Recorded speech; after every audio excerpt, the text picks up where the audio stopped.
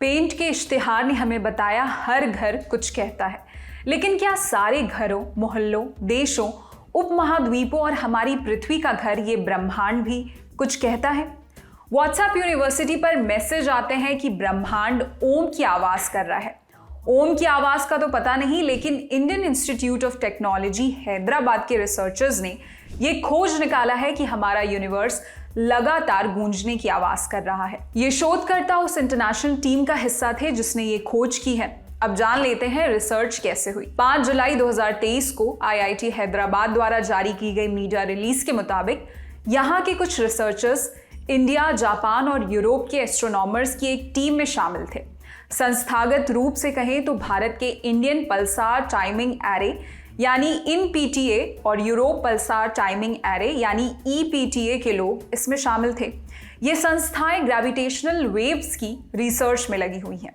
इस international team ने Bharat, Japan और यूरोप के सबसे शक्तिशाली 6 रेडियो टेलीस्कोप्स का इस्तेमाल करके पल्सार्स को मॉनिटर किया।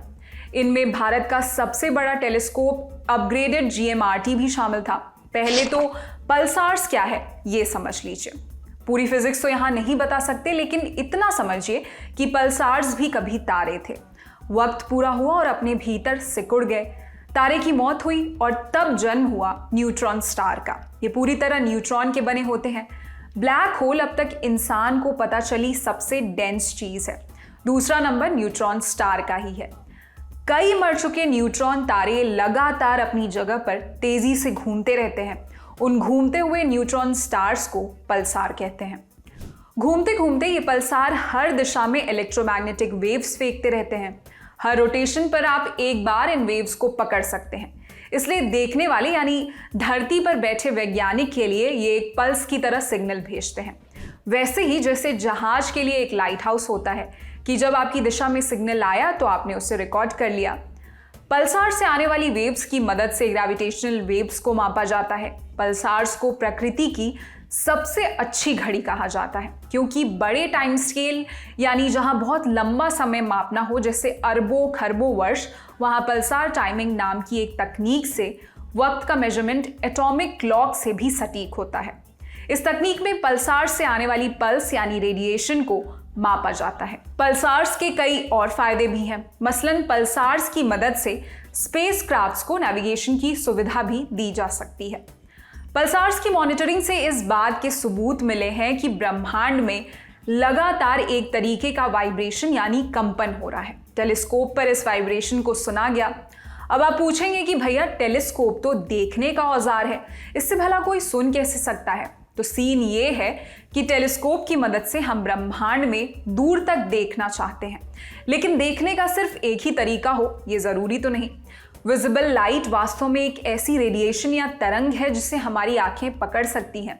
इसी को हम सामान्य तरीके से देख सकते हैं। लेकिन इलेक्ट्रोमैग्नेटिक स्पेक्ट्रम सिर्फ हमें नजर आने वाली तरंगे नहीं है, बहुत बड़ी वेवलेंथ वाली तरंगे भी हैं। यही है रेडियो वेव्स, वैसी वेव्स जिन पर सवार होकर आपके रेडियो तक गाना चला आता है। ब्रह्मांड में जितने तारे हैं वो दिखने वाले प्रकाश के साथ साथ रेडियो वेव भी पैदा करते हैं, और धरती पर एंटीना लगाकर इन रेडियो वेव्स को पकड़ा जा सकता है। यही बड़े बड़े एंटीना कहलाते हैं रेडियो टेलीस्कोप।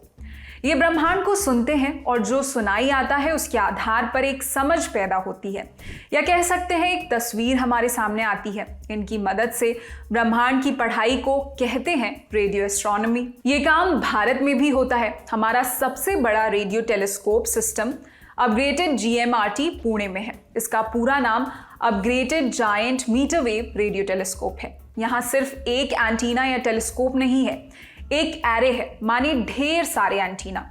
45 मीटर डायमीटर वाले 30 बड़े बड़े एंटीने जो 25 किलोमीटर के इलाके में फैले हैं। ये सब मिलकर एक ऐसा टेलीस्कोप बनाते हैं जो बहुत कम फ्रीक्वेंसी की माने बड़ी वेवलेंथ वाली रेडियो वेव को भी पकड़ सकते हैं।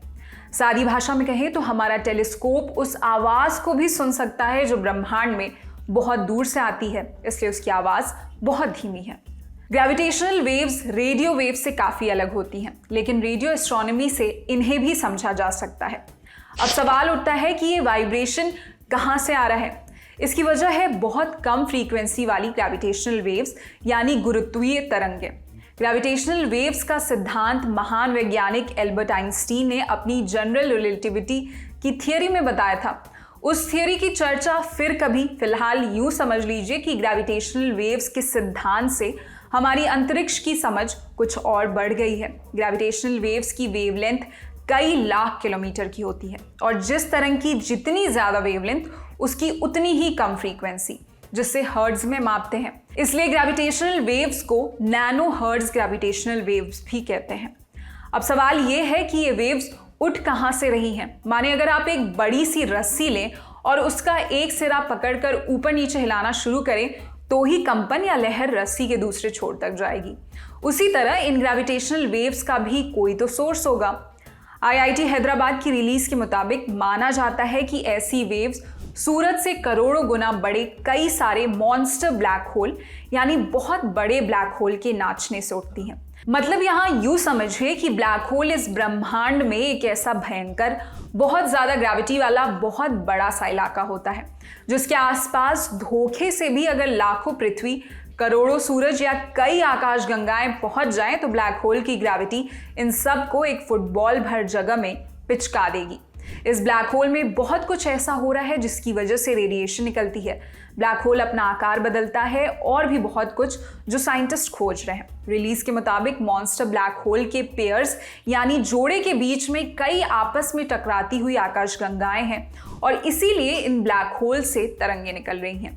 इन ग्रेविटेशनल वेव्स की लगातार आती हुई आवाज ही अंतरिक्ष की एक परसिस्टेंट यानी स्थायी तरह की हमिंग साउंड या गुंजन है। माने अंतरिक्ष इन्हीं वेव्स के चलते गूंज सा रहा है। रिसर्चर्स की टीम ने रिसर्च के रिजल्ट को एस्ट्रोनॉमी एंड एस्ट्रोफिजिक्स जर्नल में छापा है। इस रिजल्ट में 25 सालों के पल्सार डेटा पर की गई एनालिसिस भी शामिल की गई है।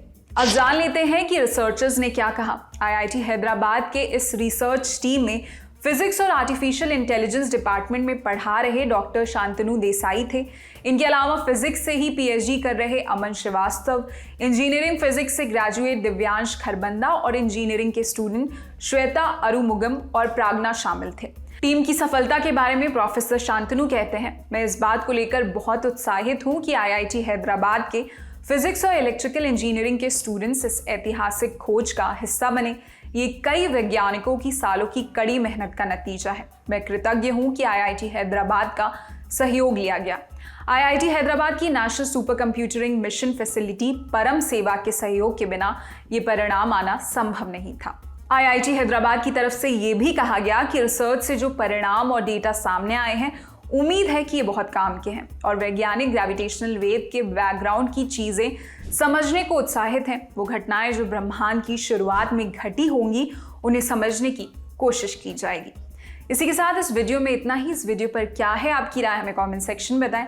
आपके लिए तमाम जानकारी जुटाई थी हमारे साथी शिवेंद्र ने। मैं निहारिका यादव। देश और दुनिया की अन्य खबरों के लिए देखते रहिए दी ललन टॉप। शुक्रिया।